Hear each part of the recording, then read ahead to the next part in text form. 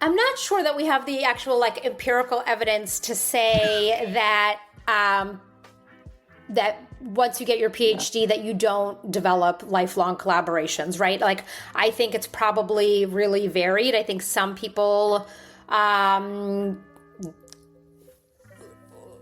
hold on to some of those relationships that they formed during their PhDs, and some people don't. But I will say, like, I can certainly understand why some people are reticent to hold on to those relationships, because some of those relationships may have been really unproductive, very difficult, very like emotionally challenging, right? There's a lot of power dynamics in the academy. And I know from mentoring dozens of doctoral students that some advisors are really fantastic and some advisors are not.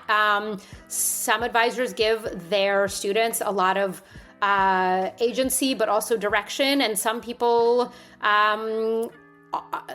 sort of create really toxic, dependent relationships where grad students feel constantly like beat down and never really like they're contributing.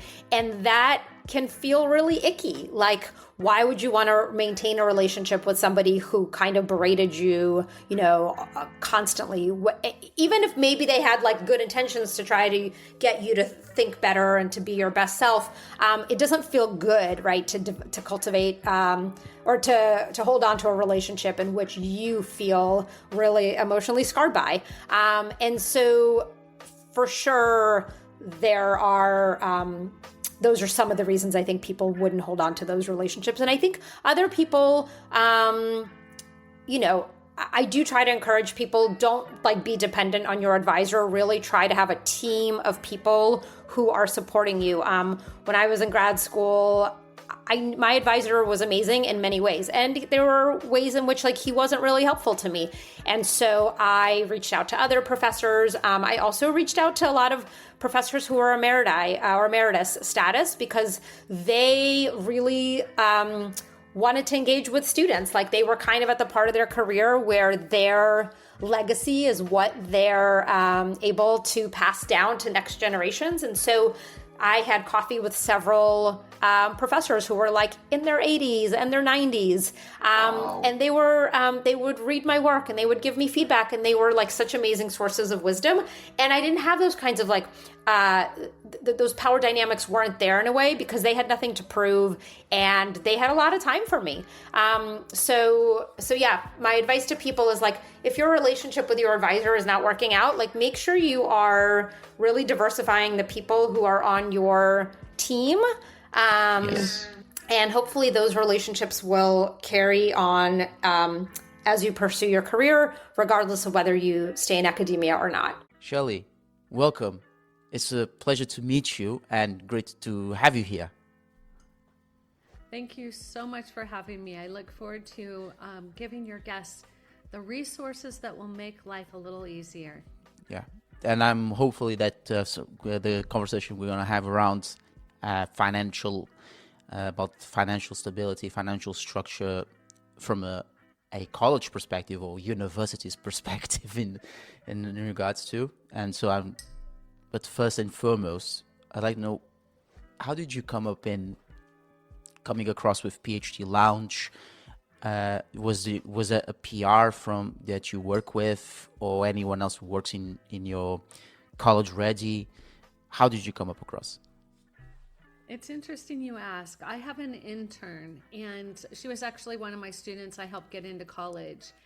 And she's Congrats. doing a project this summer, thanks, where her assignment is to help facilitate podcast guesting in areas that she thinks would be a good fit. And so she's the one who actually found you and set it up. And so I have to give her the credit where the credit is due.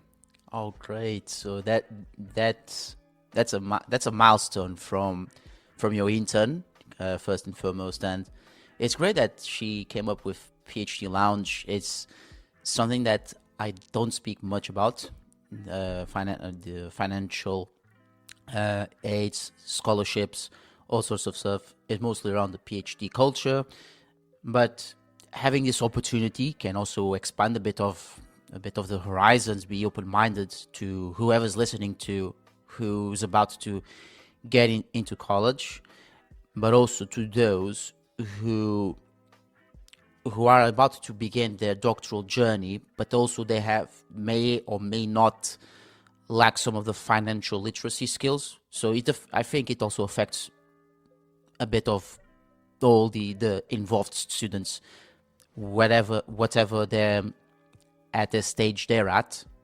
And so I think everything is going to be really informative. I hope so. My goal is always to help families understand how to navigate and get the return on investment from that education. Many people just think getting the education will solve everything. And I like to make sure that people are thinking, the academic fit and the social fit, but also the financial fit. Graduating without massive debt can be a life-changing event. Yes, and I agree with you. There's many students across the world that they were into student loans, and so many of them are still in debt, which is interesting also to tackle about this issue, because I'm pretty sure that the financial situation in college in the USA is rather different from the UK.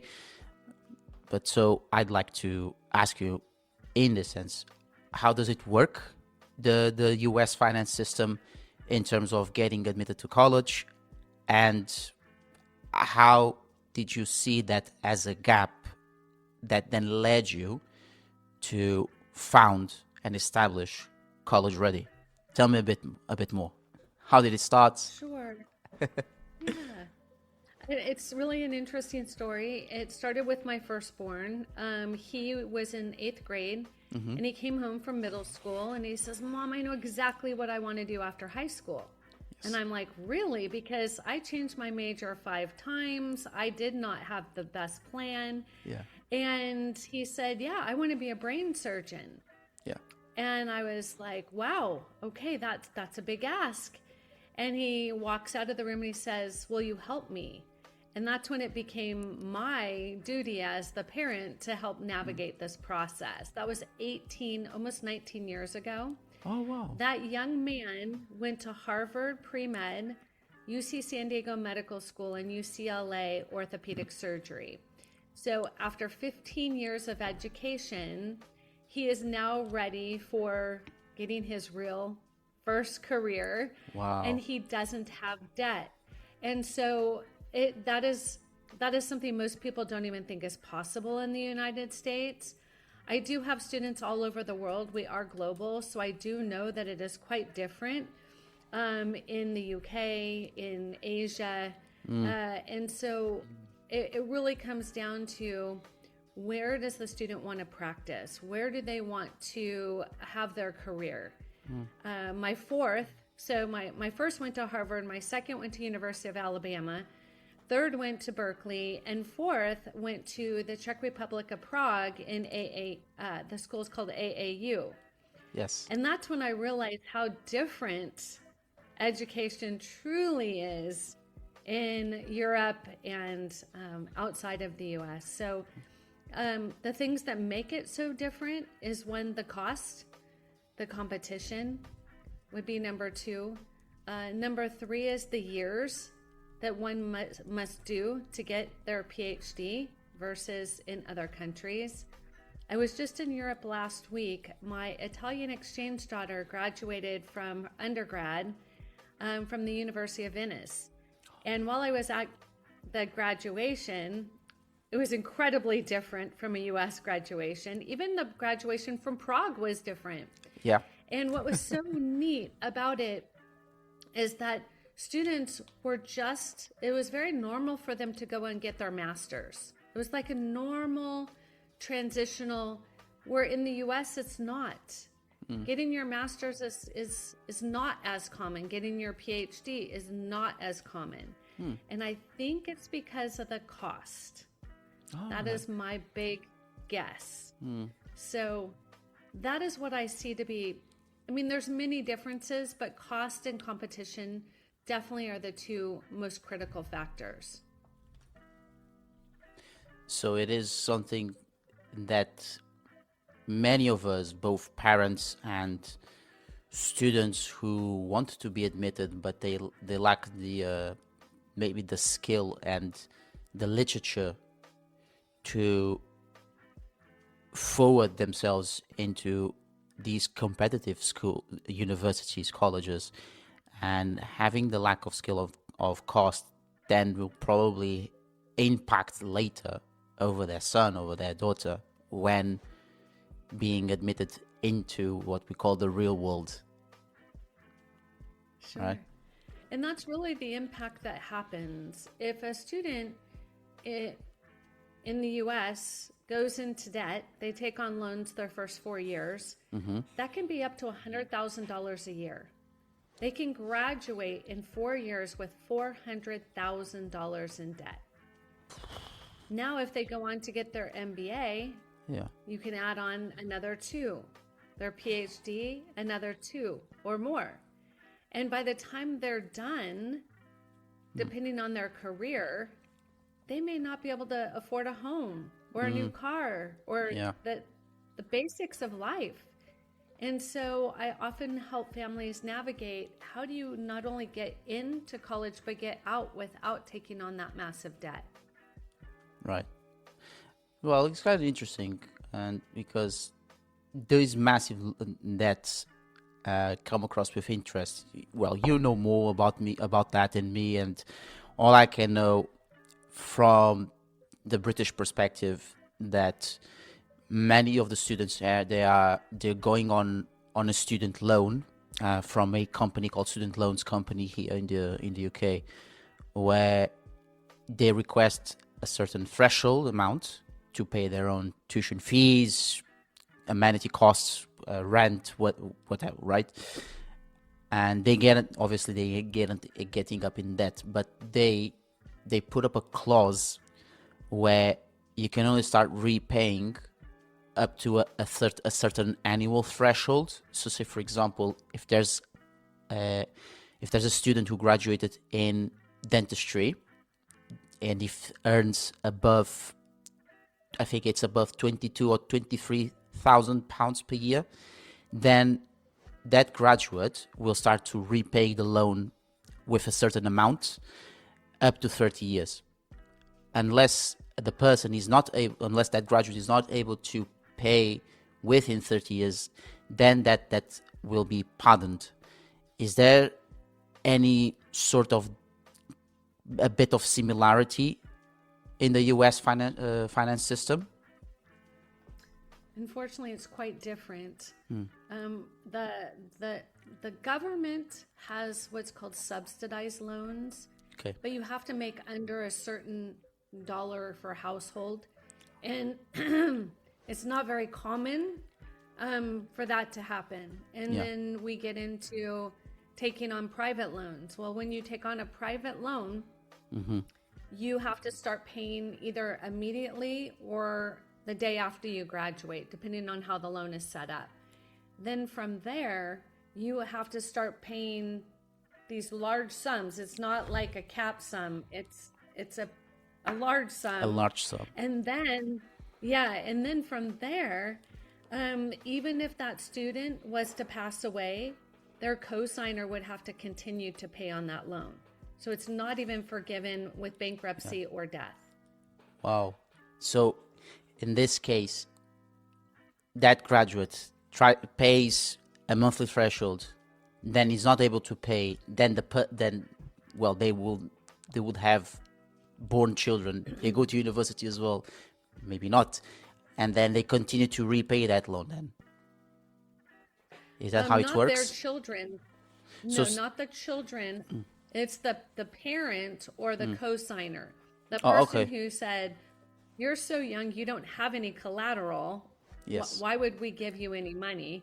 So they go after the parent, the grandparent, the aunt, the uncle, whomever can co-sign for the loan. Yeah, so it doesn't have to be a relative. You can have a friend if they're willing to co-sign your loan. the reality is that person then is on the hook for that loan if the student does not pay it. So it's going to be paid back regardless. Yeah. Wow. So it's quite well structured in order for them to take all over their savings, life savings, and everything basically. Retirement as well. Mm-hmm. Wow. Never thought about it. Again, it's a system that is completely different from the UK. And on my undergraduate, for example, I didn't have any loans. I came up with a national scholarship. So I was lucky on that. And that's why scholarships are so important. Yeah. You know, in the United States, there's 4 buckets of money. There's the independent bucket, there's the merit-based, the institutional-based, and the need-based. Okay. So there are 4 buckets of money that people can go after. It's just unfortunate that most people don't. They would rather take on a loan than do the effort to go get the scholarship. And that's the downside to doing it that way, is they're going to end up with these loans that they have to pay back. All 4 of my kids got scholarships to the point we didn't have to pay $1 for college either. But that's because they earned the scholarship. So you don't just automatically get scholarships in the United States. You actually have to go and get them. And that's where the biggest problem, I think, is. So also, besides the cost and the competition, the gap also lies, as we said previously, in the lack of financial literacy, but also comes, in addition, research, having the lack of research skills or being uninformed about it. So how you and your team at College Ready, how do you help them, the parents, both the parents and the children, to draw an academic strategy or pipeline to apply both for their college, their dream college, and then becoming financial literate when applying for scholarships? It's so important. That's really the biggest deficit, is how one does it. So at College Ready, I'll give you an example. I think stories often highlight it best. Oh, I love storytelling. Let's go. I have a family right now who have 2 children who are applying to school right now. Yeah. And they're both going to go engineering. Well, they're applying to 5 colleges in the US, 4 colleges in the UK, and 2 in Egypt. In Egypt? So talk about having the diversity in how you're applying and how different each opportunity is. In the United States, they have to come up with their GPA, their test scores, community service, leadership, extracurriculars, letters of recommendation, and the essay. In UK, it's their GPA and test score. In Egypt, it's their GPA.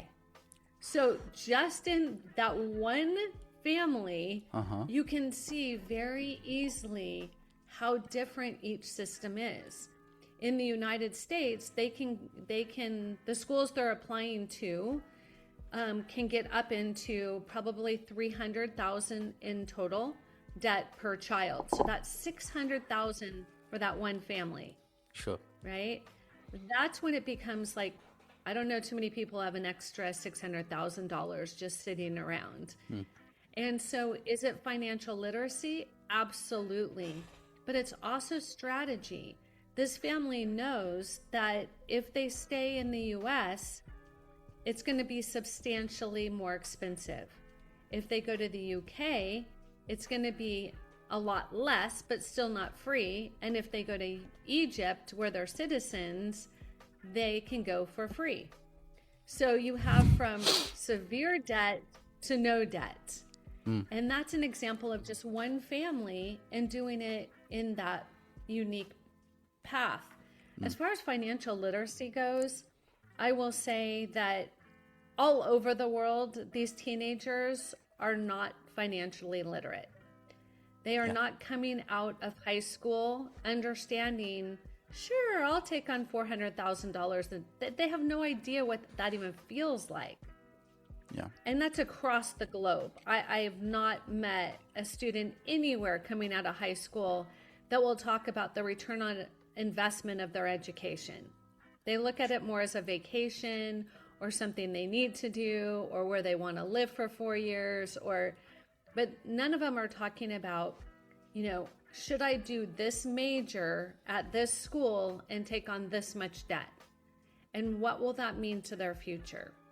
And so my mission is to help 1 million families understand that if you look at the total cost of college before you apply and have a strategy, are you going to stop at a 2-year degree, a 3, a 4, a 6, an 8, a 15? Like, when will it make sense for you to be done being educated? There's some professional people who just like to be educated, and they have a tendency to I'm just going to keep going. Yeah. And that's a tough place to be because they may be taking on loans that they'll be paying on for the next 30 years in Europe and however long in the US. So yeah. I think that literacy is probably the biggest challenge, and that's global. Yeah, it is. It is global.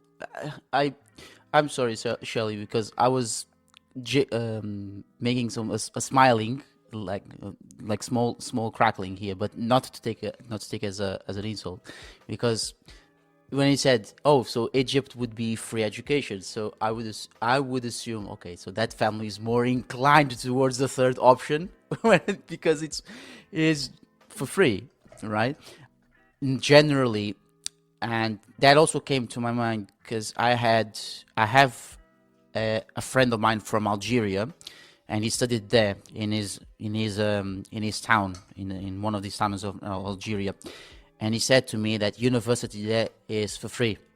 And I was baffled as well about that. So when you said about Egypt, okay, it was for free, I came up to that as probably going to be inclined for that. But at the same time, they would try to apply for scholarship, right? But you're right about that. That's the biggest hurdle. And my dad used to say that to go to university is rather about having the means than actually the wishes to go to Harvard, Oxford, Cambridge, even in Cairo, whatever. It's more for the prestige, but then actually what's behind that prestige comes also with a bigger price. And I'd like to ask you, how do you make them aware when designing that strategy? So the first thing that we... Stay with us. We'll be right back.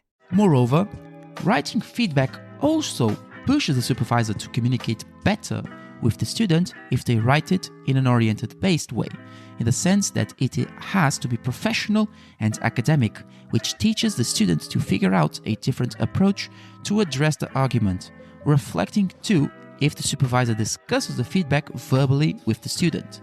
The more feedback the supervisor gives in a research proposal, but from an oriented-based, as well as balanced and constructive perspective, the more the student is likely to engage with and figure out alternative ways to address the academic gap while writing the research proposal effectively to submit it afterwards. Is we get clarity from the family, and we'll ask them, what is most important to your family? Is it the academic fit, where your student can go and be very successful academically? Is it the social fit? Will they find their friends, their significant others, the people that they want to spend time with? And then the financial fit. How important? For some families, if their child gets in, they're happy to write a check. It doesn't bother them one bit. For other families, they don't have the means to do so, and so it can keep them out. But in the US, at our top tier Ivy schools, if a student gets in and makes under $200,000, they can go to that school for free. Yeah. So here's the thing. It comes down to how bad do you want to go to that school, and are you capable of getting in? Because it's incredibly competitive. It would be like Cambridge and Oxford, right? Sure. The competition is going to be fierce. And so that the first thing I tell families is you want to be thinking about what is the purpose or reason why you want to go there. Is it to get out with a career? Is it to have that logo that you can put on the wall, that diploma? Is it that your child wants to study somewhere else in the world or in that geography? So there's a lot of interesting things that you're going to be thinking about. And then it comes down to, what do you want to study? Not every college has every major. Yeah. That's the challenge. So yes, you may want to go to Harvard, but they may not have your major. So now we have to look at what is the whole fit, and that's where we start. So we start with the family, and we start with what they want, and then we find universities all over the world that fit what they're looking for. There's some students who are like, I want to stay in my hometown. I don't want to go far. And then I have others who can't get away far enough. Yeah. So it has to start with the student. And ultimately, if they say money is the most critical factor, then we're going to be looking for generous colleges. We're going to be looking for scholarship opportunities. If they're, I don't care about the money, happy to pay the full price, then we're going to be looking at it very differently. Oh, I see. But when you're speaking about scholarships, is it both at a national and a local level, right? So there's global, there's global there's too. so much money out there. Yeah, there's so much money out there that it's a bit crazy to think about. Last year, our students, we had 29 students earn $11.8 million in scholarships. Wow. In 18 years, my students have earned over $80 million in scholarships. So it's not that the money's not there. It's that families either don't know how to get it, don't want to do the work it takes to earn it, right? Or they just don't care. I don't know what the other option is. Maybe But it's, for families, they're just frustrated. it's frustrating because I think it's maybe the research and also making the application, how to apply, because we are expecting that it has to come to the first try. And that not just happens in applying for scholarships, that also applies, well, job applications and aside from that as well, but also when doing a specific research, writing a research paper also requires repetition, going back, doing this all the time. With scholarships as well, it's just having the consistency to say you want to go to this XYZ university, and there are these options. There can be easier ones, but if you want to go to this one, then you have to process that. You have to write it consistently, checking any inaccuracies, and maybe consult Shellee, that will get, with her expertise, may help you with the written structure, and aside the mathematical skills in trying to apply and convince to get that biggest scholarship in order to pay those debts and become debt free afterwards. So it requires his repetition all the time. It's really having a plan. Yeah. That's what it comes down to. If you don't have a plan, it's like planning or not planning to retire. If you don't plan to retire, the money just doesn't appear when you're older. It's the same thing for college. You need to be mindful of what is the plan and how will you prepare for that opportunity. And so we start at College Ready helping the student figure out who they are, what matters to them, and helping them get clarity about themselves. Then we help them understand financially how they want their future to look like. And they're like, what do you mean? Do you want a car every 1 year or every 10 or 20 years? They're like, every 1 year. And, there's just a lack of what it takes to adult. And I think it's because we have some wonderful parents who've done such a great job in taking care of every need. And so the student is like, I have a great life. I just want to keep the life I have. but they don't understand that the consequences, the choices they make can really make a big impact. So it's more of a first having a holistic approach. What you're saying to me, it sounds like a careers advice to those future minds that you are about to get into it, but you need to also having a reality check of how the world in university works, and then how you have to prepare yourself throughout your undergraduate, and then if you want to go advanced with a master's and then PhD afterwards, you'll get that idea cemented in your mind. But if you don't want to, then how do you prepare yourself after you graduate? So it's kind of a holistic process and a career/financial advice that you take, from what I understood. It's important for students to have this because high schools do not do this work. Why is that? They have high school counts. You know, a big portion of it is just that many high schools globally don't spend time talking about a child's finances.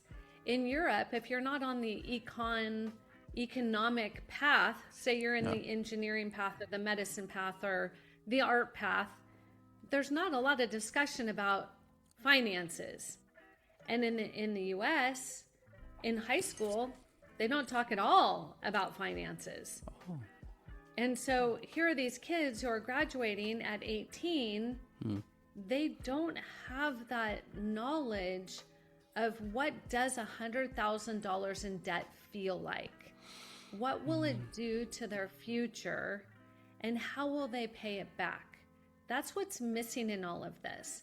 So the high school counselors at the schools in the US, they may help them by saying, hey, you're really good at math, go to MIT and be an engineer. But what if that family can't afford for that student to go to MIT and be an engineer? Yeah. Nobody's talking about that. They're really missing such an important step. And so we want families to really plan for what does that look like? Will they get an academic scholarship, a testing scholarship, merit scholarships? Like, how are they going to fund the education? And that's what we start to do early on, no matter where the student lives. Yeah. Stay with us. We'll be right back. Now, for the bonus, stand-up comedy. That's right. You can participate in stand-ups and share your research by mixing it with humor and satire. It's an alternative yet bold to engage your thesis towards lay audiences, where a strong reading of the room, your personality, and human connection are a must to boost your confidence and communication. Well, I mean, these are brilliant thoughts and also insightful information for whoever's hearing out. And I mean, again, I can't say much about it, but just to emphasize that the concept of university and the concept of applying for scholarships should be discussed across high schools. Not, as you said, in the US. There's a few, not at all. I do remember on my side when we're talking about college, we had open days. So I'm wondering, they don't have those kind of those events that high schools promote, right? The events focus on here are colleges to consider. But there's nobody there who's talking about the cost and how to pay for that. And I think the biggest difference is in Europe, it's significantly less expensive. And so in the US, I wish every high school had the understanding of how much a family can or cannot pay. The problem is they don't know how much or a family can or can't pay. So then it comes down to If the high school's not doing it, then it's got to be the parent. Yeah. Well, sometimes a parent doesn't want to talk about their finances with their children. They're either too proud, or they're, they don't want to share that inability to pay. And so it then comes down to they just don't want to talk about it.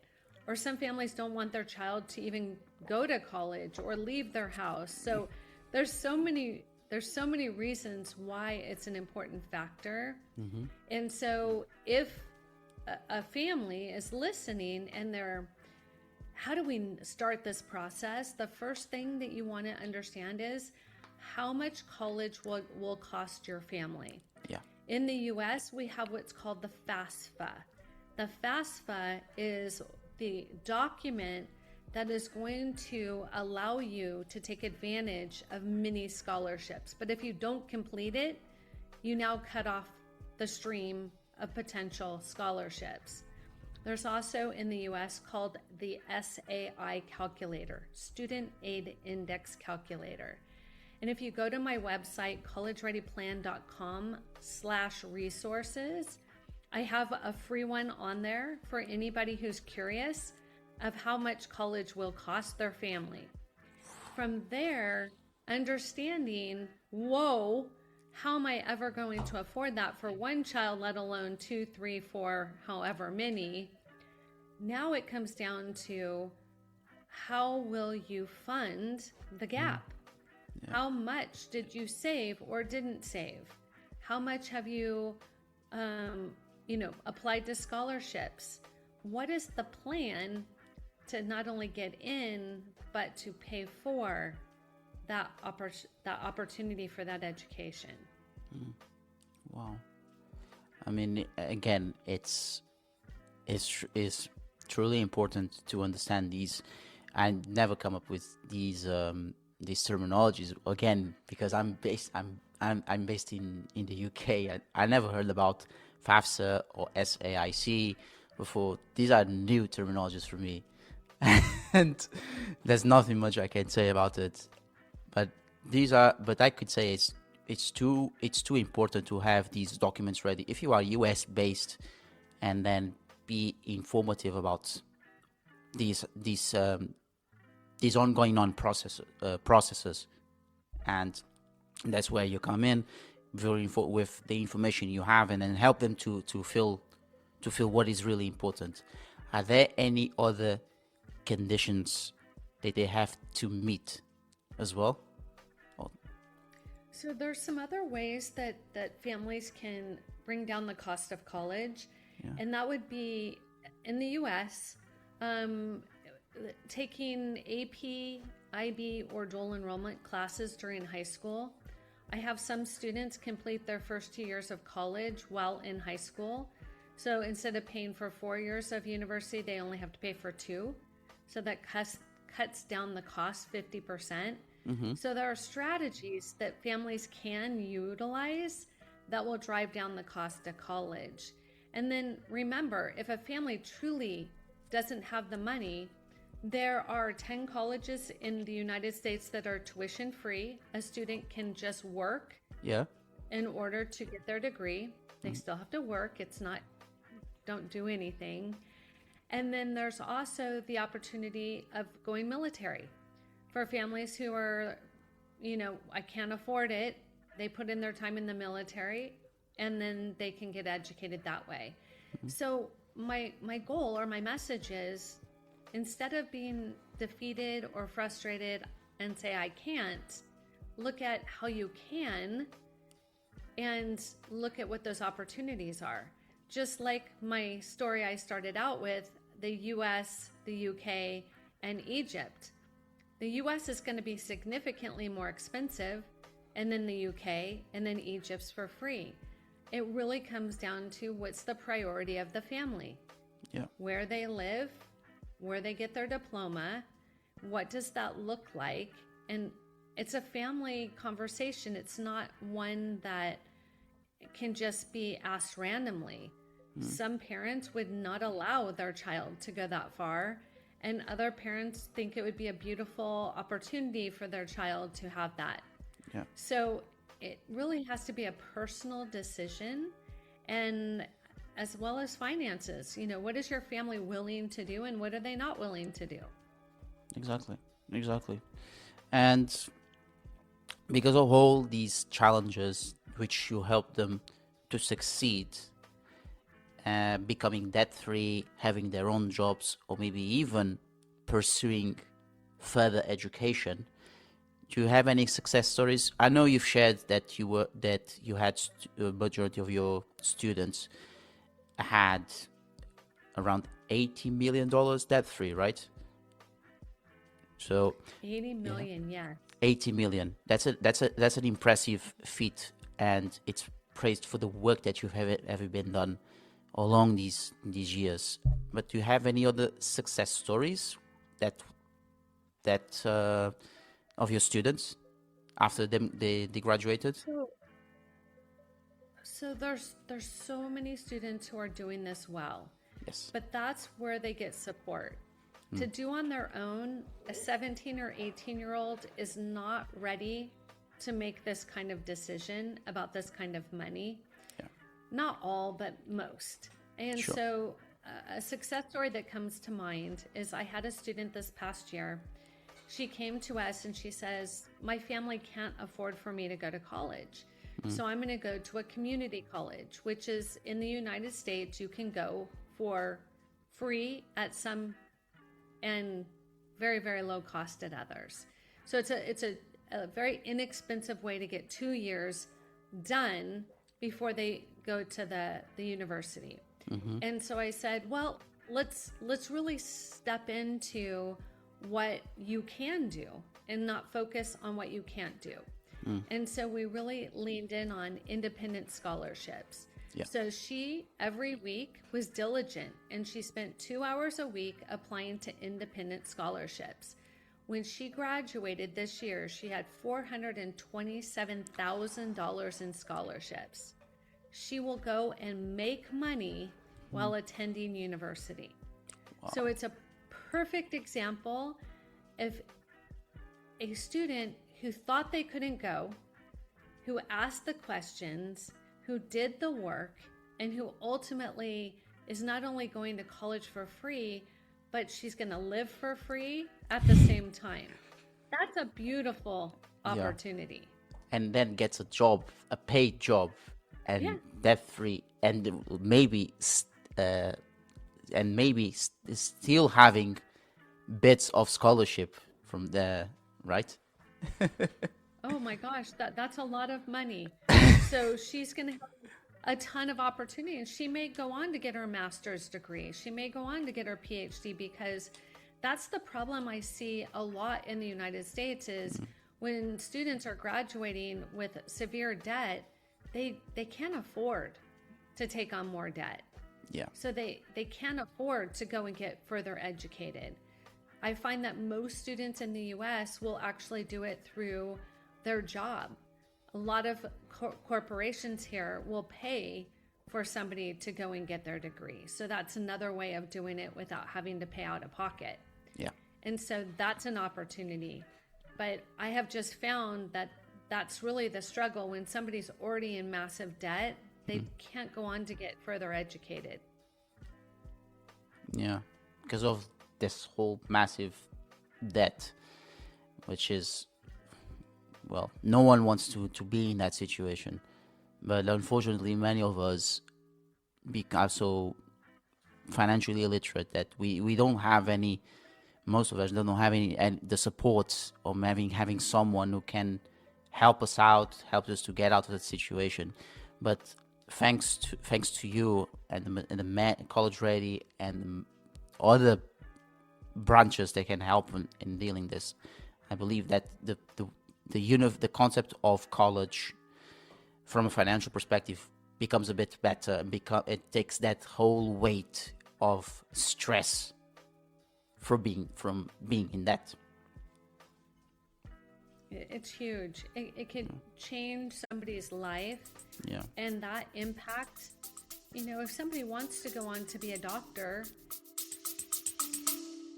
Stay with us. We'll be right back. As I tend to see it, the whole point of a presentation is to make your audience see something that they didn't see before, right? And hopefully in a profound way, because if it's just an easy announcement that's not difficult to explain, why not just send a simple email or write a short memo about it? So the whole point of making a presentation or preparing a larger piece of communication is to make your audience see something that they didn't see before. And that means that means a couple of steps that are immediately derived from that. First of all, you need clarity about what is that actually? What do I need them to see? And you'd be surprised to learn how few people, not exclusively, but particularly in the science community, wouldn't be able to say that, to give a concise answer to that. So what is it that you actually want your audience to see? So, and once you've nailed that or have clarity for yourself what that is, you can ask the second question. So why don't they see it already? What do they see? What do they see that I don't? And what do they miss that I see already? And once you have that, you can kind of build a path between those 2 points. And the ultimate goal of a presentation is to lead them to what I would call the point of no return, which would probably coincide with that aha moment where you've told them everything that helps them really see what you wanted to make them see, where there is no going back for them because they've seen it in a way that they cannot unsee it anymore, and where it makes total sense because you've explained it in a way that makes sense using words that they can understand, using images and metaphors that they are familiar with. Yes, something that is more exactly. It's more something that they are more familiar with. Something that is more common as they've seen, whether on TV or on YouTube. Something, in a sense, it's more of a touristic point of view. It's kind of like when they go to an event, they're attending a speaker. And you feel like I'm a tourist here and I want to hear what you have to say. And then something comes up and they say something that sparks them and I say, aha, that's what I want to know. And so basically, and that is that is a great approach. And that is so starkly different to what most people do. So most people, when I ask them how they would go about preparing a presentation, they tell me similar things. They first of all, they start with a presentation that they've already given a couple of weeks ago. And then they fill up all the other details that have come up since. And so until they discover, whoa, that's way too much information for 25 minutes. And then they start cutting and it's still too much. And so basically they have that problem of overwhelming their audience because there are so many things that are interesting and great and fascinating about my field, which makes sense. I mean, you're doing a PhD about it. You're researching 5 years on it. Of course, there's more interesting things to say about it than you've got time to say it. Yes. But that approach that you've outlined is a very different approach, where you basically turn that upside down and you don't even bother about all the things that you can say, but only ask yourself, what is that one thing that makes that tourist look over, come closer, and think to themselves, well, that is interesting. I want to know more about that. Sure. And so getting clarity and starting there. So what is that one thing? And often it's really literally one thing only. That's a lot of debt, right? And they have to be mindful of, is it going to be worth it on the other side? Once they finish, are they going to have the benefit of making enough to have a good life, but also paying back all of those loans? Yeah. I believe that is something that it will take some time. If the student was on loan, then has to figure it out something. And because of your success with College Ready, then you've been on national TV, and I was impressed, and I wanted to know a bit more about. I was doing some research. Unfortunately, neither ABC News or any other television brands in the United States were provided some information about your TV appearance. But because you're here, we're talking about College Ready. How was the experience? That's funny. I'm not really the experience. It was an honor. So Yes. in 2026, I was named the Global Educational Consultant of the Year, which is a huge honor. And I flew to the Philippines and I walked down the red carpet and I went up on stage and I just was like, this was so surreal. It was really exciting to finally be celebrated. Yes. But I really give a lot of credit to my team and to the families that I get to work with. But when I was on Next Level CEO with Daymond John, he's a phenomenal human being, and he's very well known and respected. And I was quite excited to meet him. And, filming for a TV show is so incredibly different. And so the experience was great, but it also taught me how thankful that I am of the opportunities that I've received. And so my mission has always been the same. I've written 2 best-selling books because I want families to have this knowledge and to have these discussions before they get themselves or their child in debt. And so I use those platforms to really, signal, hey, this is possible. I'm having students do it. It's not impossible. People who make, great money, still it's a burden. And I don't want families to have to use their retirement. I don't want them to have to go into massive debt. But I do think the value of an education is huge. I've watched all 4 of my children have this opportunity to go to uni, and every one of them have grown, and their knowledge base is so huge, and their intellect has been challenged, and there's so many wonderful things. So I would never say don't go. I would just simply say there's a different way that you may not know that I'd like to show you that way. And so being on national TV has given me the opportunity to let families know that it is possible. But besides national TV, you've also been featured on podcasts as well and other public speaking events. Yes, I have. I think I did 172 podcasts in the last 12 months. Wow. And everybody wants to know the secret. How do you go to college and graduate without debt? Yeah. And that's a big deal in the US, even more so than in the UK. And the podcast is such a beautiful way to be able to share the knowledge without having to go from place to place. Yeah. Prior to COVID, I traveled so much because I spoke in person. Yes.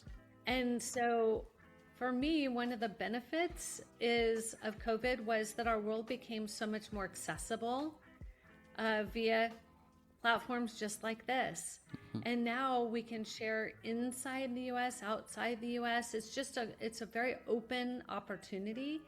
And I think that's been the blessing of being able to speak on podcasts and to be on TV network. My mission is, it seems so daunting. It's huge until I crunch the numbers and I'm like, $80 million in scholarship, that's a lot of money. Yeah. That's when I feel like the impact is worth the effort. And then after that, after your several appearances, then you had more parents and their sons and daughters coming up right after.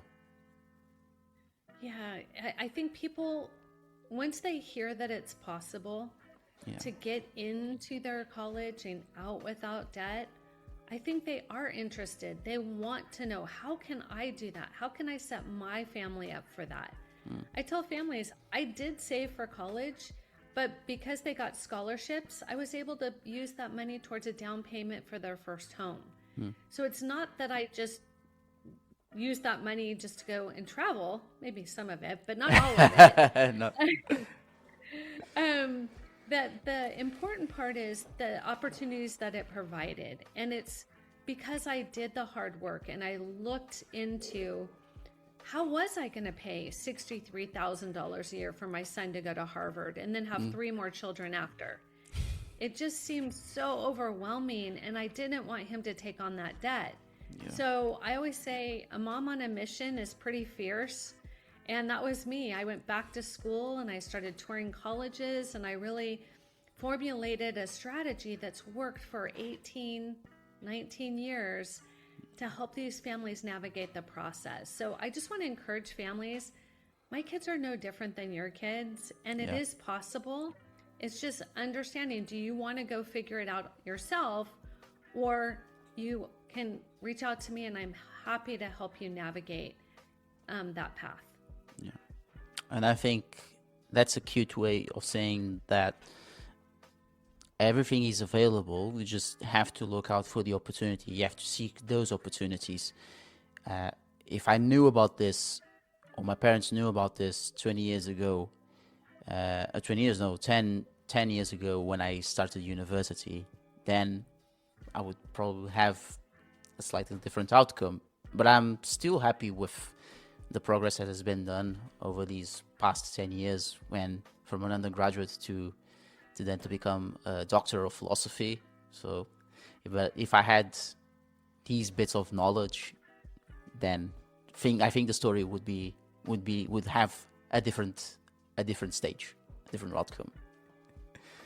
And that's what it's all about, just giving you opportunity. So it has been a pleasure. Hopefully your listeners now are inspired. Now they know that it's possible. I hope they'll get inspired, and especially, I don't have my audience geography, my audience percentage is ranging around from 20 to 25. I had a few also late teenagers as well, and they were finishing their high school, they're getting into their A levels. And the beauty of this thing, because I also have experience in teaching high school kids about university opportunities, and because we were talking about finance, there was one particular student that came up to me after the talk and asked me about how's university looks like, how's it lifestyle, is it too expensive to go? And the one that came too expensive, it says, well, it would depend on where do you want to go. And you're lucky because you are a UK national, so you pay less than whoever comes overseas. And even though you pay less, you still need to get to hold on about applying for either a loan, that's up to you, or not going to apply for a loan if you have parents that can support you financially. That's great. But then what I said to them, it's better to look out for people who may know about student loans, or how can you overcome that by applying to scholarships. It was a very, very poor statement from mine because I don't know much about it. But I think the best outcome of that conversation was to select where do you want to go, what you actually would love to do, and how can you apply for that specific university that you want, with a good admissions application. Mm-hmm. No, it's great advice. Knowledge is everything. Yeah. And knowledge is everywhere. You just have to be really careful who you ask and what you believe, because there's a lot of wrong information out there. Especially the internet, with being so too much dependent on screens and this constant bombardment of information that also requires critical thinking. Will be another one.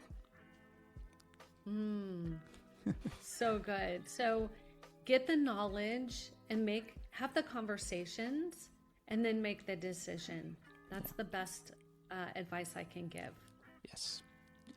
And I think this was a great conversation, Shellee, and I'd like to thank you for coming in, sharing about College Ready, sharing bits of your knowledge, your past experience, and how does that reflect to until today, and then your work in the future. If you had a child and parents panicking about scholarships, they don't know. I know you've shared a bit, but in this moment, what would you say to them? What were the first steps you would take? So depending on where you want to apply, if you are in the UK and you want to stay in the UK, that's a different story. Yeah. But say you do want to come to the US, or if you're a listener in the US and you want to stay in the US, the most important thing you can do is have that conversation with who's going to pay for what. Yeah. Because you don't want to assume anything. Remember, an 18-year-old has no assets, so they cannot assume a loan without somebody co-signing. So getting really clear on what is the family budget and how much loans are they willing to take, how many scholarships they're willing to apply for, what kind of colleges they're going to want to attend. Are they generous? Are they stingy? These are all things that you want to talk about on the front side, because the worst thing you could do is apply to a university that you can't afford that is stingy.